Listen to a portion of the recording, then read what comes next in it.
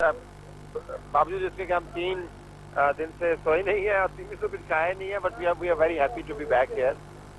This was one experience unforgettable. और सबका बहुत शुक्रिया जिन्होंने हमारे लिए दुआएं की. उनकी सपोर्ट के साथ ही हमने सस्टेन किया.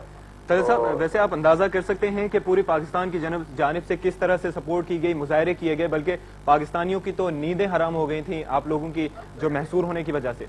जी, मुझे अभी यहाँ पे बताया गया है कि सारों ने मिलके इतनी दुआ की. मैं बहुत मशहूर हूँ. इट इज़ ओवरवेलमिंग, क्योंकि हम तो 3 दिन से चूंकि इसराइलियों की कस्टडी में थे, तो वहाँ पर तो खैर खबर तो क्या नहीं, हमें इल्म नहीं था कि बाहर क्या हो रहा है. कल मेरी ICRC वालों की टीम के साथ मुलाकात हुई थी, तो उन्होंने कुछ इशारा दिया था.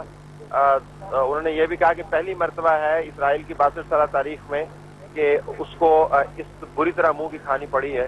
तो हमें बड़ी खुशी है कि थोड़ा सा हिस्सा हमने भी डाला है उसमें.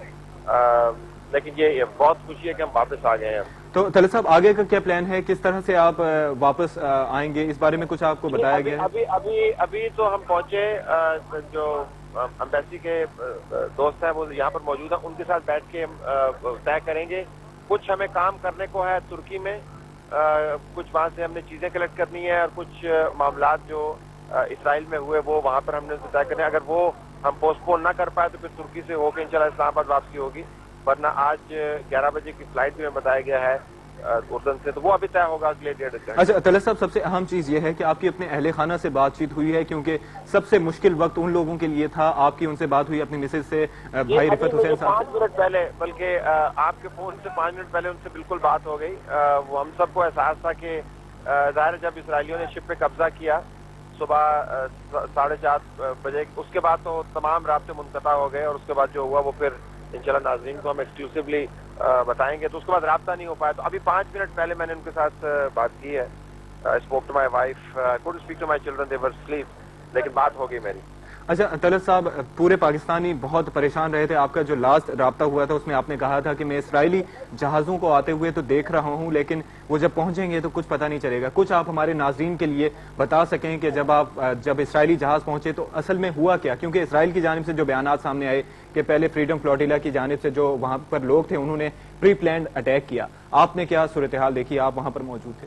ये इसराइल का बिल्कुल प्रोपेगेंडा है, और क्योंकि वहां पर 500 लोग जो हैं वो मुख्तलिफ जगहों पर बतौर आई विटनेसेस मौजूद हैं. और मैंने वो खुद इसराइल का जो पहला असॉल्ट था उस शिप के ऊपर, वो मैंने देखा.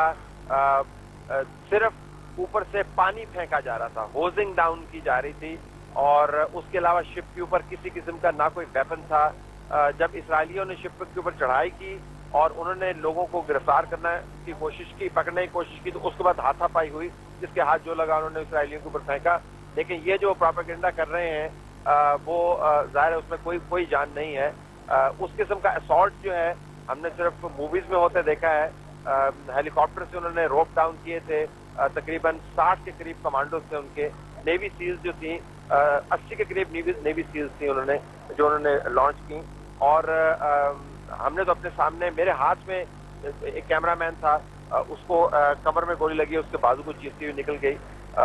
मेरे सामने बंदों को मारा गया है, कि पेशानी पे गोली मारी है. तो मैंने विटनेस खुद किए हैं 4 बंदे मरते हुए अपने सामने. तो ये जो बात कर रहे हैं, जो ज्यूइश जो ज़ायनिस्ट डोमिनेटेड मीडिया है, जिनका कोई आदमी वहां पे मौजूद नहीं था, जिन्होंने स्टोरी को बिल्कुल ब्लैकआउट किया, उनका प्रोपेगेंडा है. और तफसीलात हमारे पास मौजूद हैं, विजुअल्स उससे कहीं अच्छे मौजूद हैं जो इस वक्त सामने आ चुके हैं. और वहां पर सिर्फ हमारे कैमरे नहीं थे, दूसरे कैमरे भी हैं. वो जब विजुअल्स चलेंगे तो दूध का दूध और पानी का पानी हो जाएगा.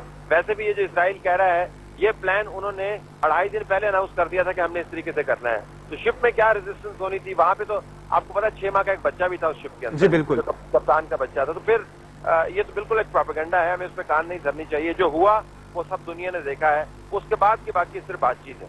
अच्छा ये बताइएगा कि इससे आगे क्या हुआ, जबकि क्योंकि हमारे लिए कि ये सस्पेंस कहानी से बहुत ज्यादा हम परेशान थे, हमें पता नहीं था कि आप लोगों के साथ क्या सलूक रवा रखा गया. आगे क्या हुआ इस बारे में बताइए.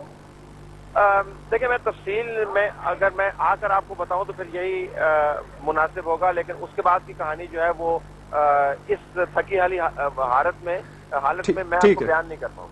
اچھا، آپ پاکستانی عوام کو دنیا بھر میں جو جہاں پر بھی آج ٹی وی دیکھا جا رہا ہے، آپ ان کو کیا میسج دینا چاہیں گے؟ میں ان کا سب سے پہلے تو شکریہ ادا کرنا چاہوں گا. ان کی دعاؤں کی وجہ سے ہم نے یہ مشکل کاٹی. مشکل بہت تھی, ان کی دعاؤں کی وجہ سے ہم نے مشکل کاٹی. اگر دعائیں نہیں ہوتی تو ہم مشکل نہیں کاٹ سکتے تھے. اور دوسری بات یہ ہے کہ ایک بات کا تو پتہ چل گیا کہ اسرائیل کتنے پانی میں ہے, اور یہ بھی پتہ چل گیا کہ وہ کتنی بڑی مائٹ جو اپنے آپ کو سمجھتا ہے وہ کتنا بے بس ملک ہے.